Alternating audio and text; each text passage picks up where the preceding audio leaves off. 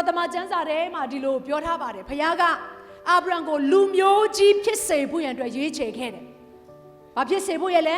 လူမျိုးကြီးဖြစ်စေဖို့ရန်အတွက်အဲ့တော့ကျမတို့မိသားစုဝင်တယောက်ချင်းဆိုင်အတွက်ဖခင်သခင်ထားထားတဲ့အကြံစီရှိတယ်။မိသားစုနဲ့ဆိုင်တဲ့ယူပါယုံဖခင်ကကျမတို့မိသားစုတိုင်းကိုပေးထားတာဖြစ်တယ်။အဲ့ဒါကိုကျမတို့အရင်ဦးဆုံးဆင်ခြင်နှလုံးသွင်းဖို့ရန်အတွက်ဖြစ်တယ်။တခါတလေကျမတို့က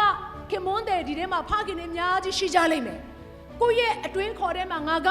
မိသားစုကိုလိုအပ်သမျှကျွေးမွေးထောက်ပံ့နိုင်ရင်ဖခင်ကောင်းလို့ကျမတို့ထင်တတ်တယ်။သို့တော့အဲ့ထက်ကြီးမားတဲ့ဘုရားရဲ့ခေါ်ခြင်းရှိတယ်။လောကနဲ့ဆိုင်တဲ့ဝမ်းပြေးဖို့ရန်အတွက်ပညာရေးမှာ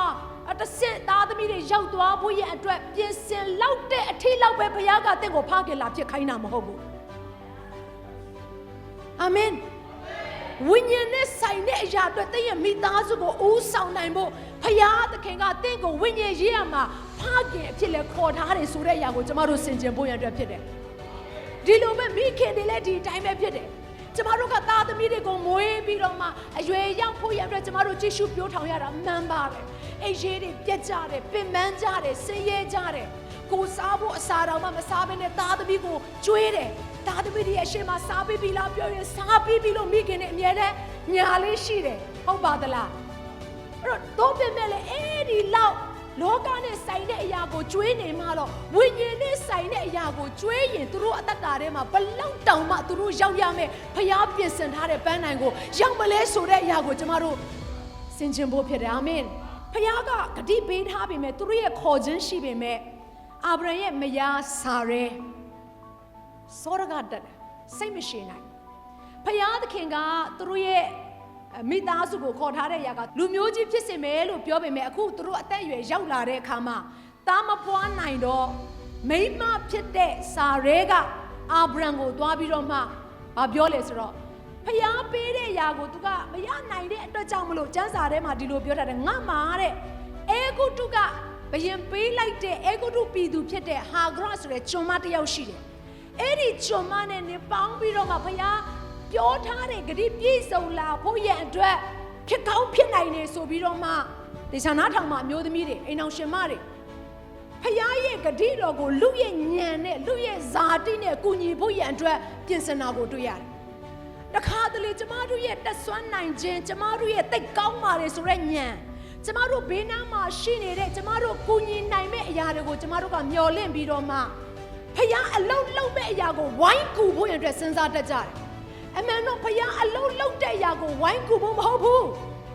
ဖျားကူတဲ့အရာကိုခံယူဖို့ဖြစ်တယ်အဲ့ဒါအရေးကြီးပါတယ်ညီကောင်မောင်နှမတို့ဒါကြောင့်မလို့ဒီနေ့ကိုယ့်ရဲ့ဇာတိကိုယ့်ရဲ့တက်ကြွခြင်းကိုယ့်ရဲ့ခွန်အားနဲ့သွားပြီးတော့မှဖျားသခင်လှုပ်ဆောင်တဲ့အရာကိုကူညီမယ်ဆိုရင်အမင်္ဂလာဆိုတဲ့အရာလေးကကပ်ပါလာတတ်တယ်အဲ့ဒါကိုသတိရစေချင်တယ်အာမင်